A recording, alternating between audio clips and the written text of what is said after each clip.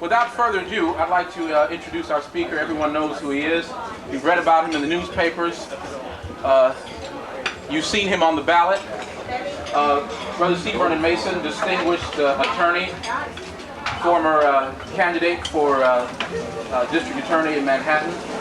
He's been involved in some of the notable cases of our time. Most notably, the two that you probably know the best, the Howard Beach case and the current case, which I'm sure you all might have a few questions about. Brother Mason was initiated at the Phi chapter, isn't that right? Morehouse College.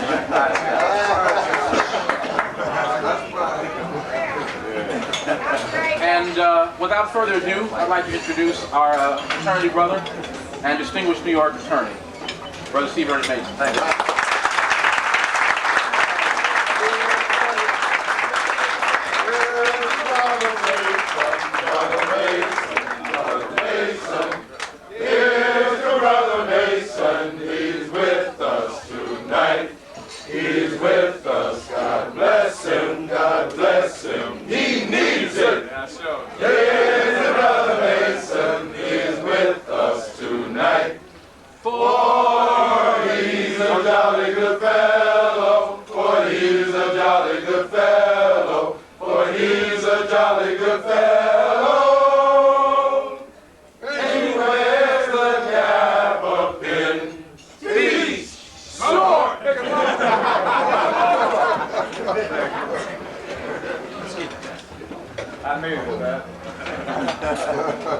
Thank you, Jonathan, brothers, for this invitation. Reverend Bus, my pastor, came by here to make certain I would not say the wrong thing. And Sylvia's restaurant, I represent Sylvia, so make certain y'all leave substantial tips before you leave here. But let me, in a very, very serious way, thank you for this opportunity. I have pretty much lost my voice. I've been on trial on a case involving a black teacher. You may remember it was a brother named Theodore Curlock, who back in December was beaten up in the Bronx.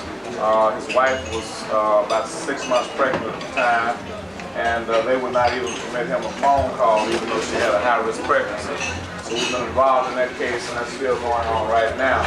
And this afternoon we had to do a press conference on the Tawana Brawley case. A lot of people have asked the question, and Reverend Butts has heard this speech numerous times, but you're reminded oftentimes that you need to go back to your roots.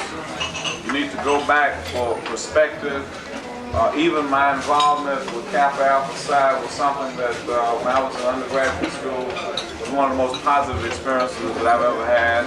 I was dean of pledgees and probates, established relationships that we still have with people who I know all over the country now.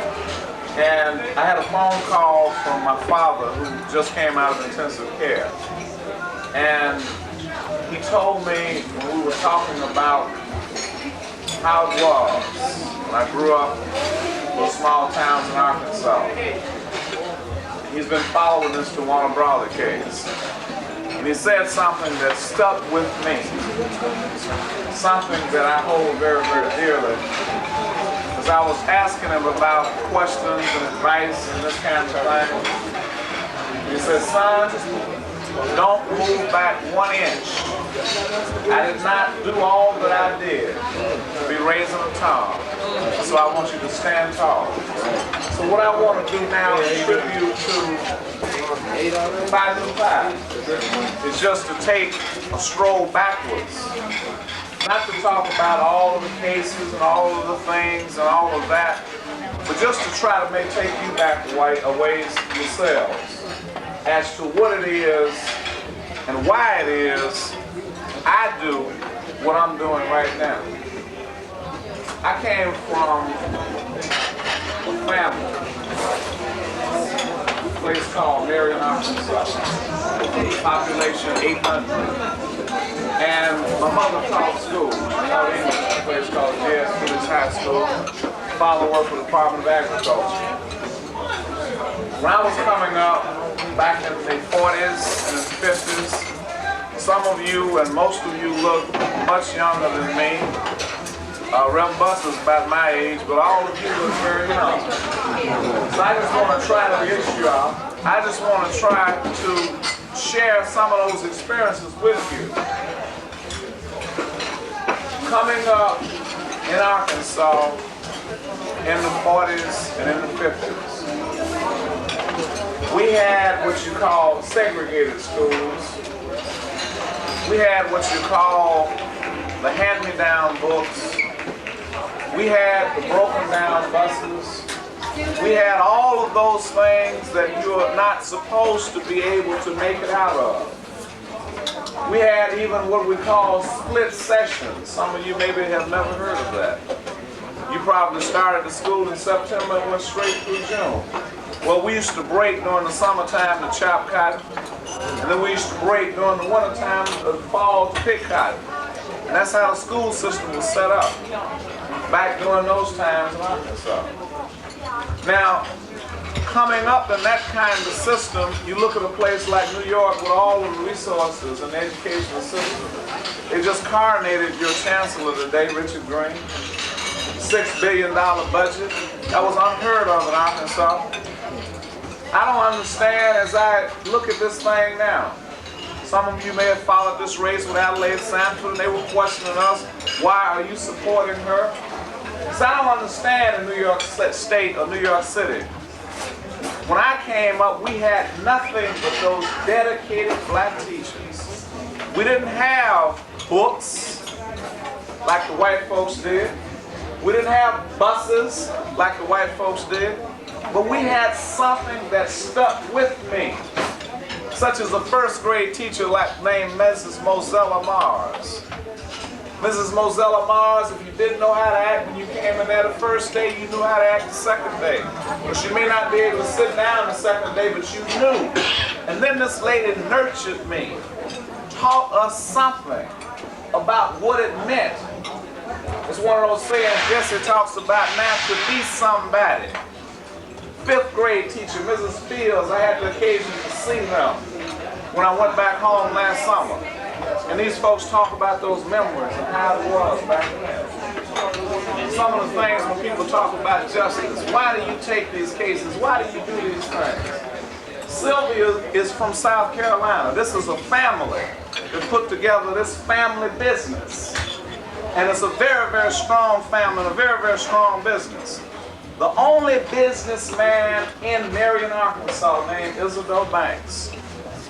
And Mr. Banks was the kind of person, he had the kind of family, when you go over there, you'd eat just like we did here now, you know, biscuits, pork chops, all of that. They had a shade tree. You'd sit down under the shade tree after you finished communing with his family.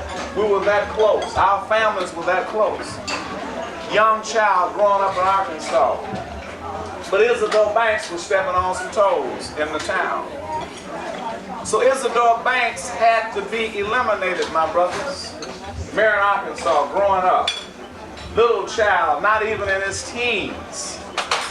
I had to look at a picture of Isidore Banks, shot with a shotgun, chained to a tree, and then burned on that tree.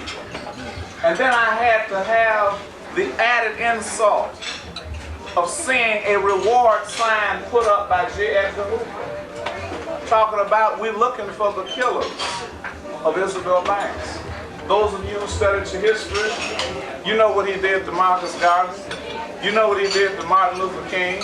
So even then, back there, in that little small town, we knew that J. Edgar Hoover was what he was. One of the most racist persons who's ever been in this country, even back then. Coming up, going back, taking a stroll backwards to put it all in perspective. I had a young friend of mine.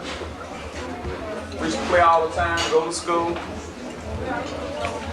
He had the misfortune of being in the wrong neighborhood at the wrong time, and they said that he looked in a white woman's bathroom. For that, all of the local law enforcement personnel got together, all of the local white establishment got together, And they chased him down in the field and shot him down.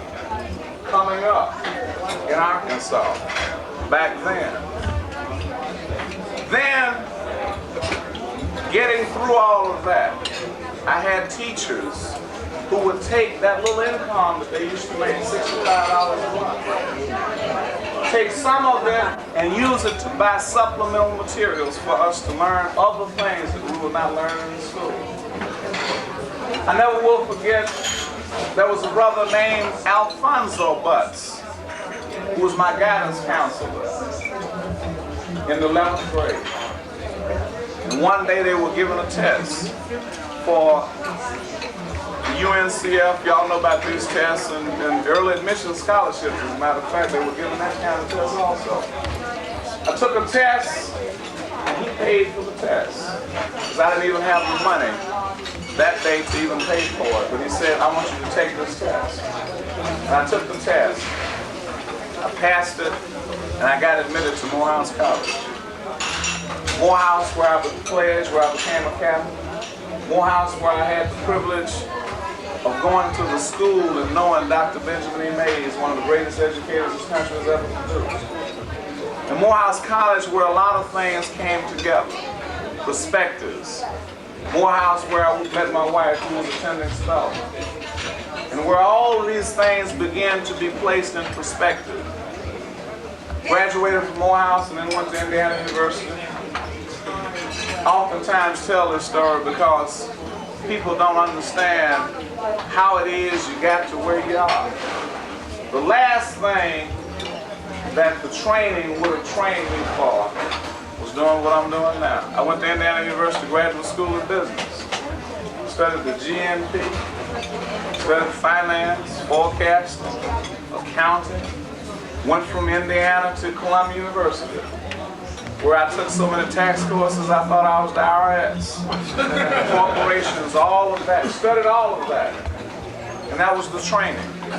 As a matter of fact, when I graduated from law school, and I went before the ethics committee after I passed the bar, and I talked to, I guess, a patrician gentleman you would call it, about 75, probably had Rolls Royces all his life. You know what I'm talking about, a blue blood, real blue blood. He asked me, what was I going to be doing? What are you going to be doing? You got a job? I said, yeah.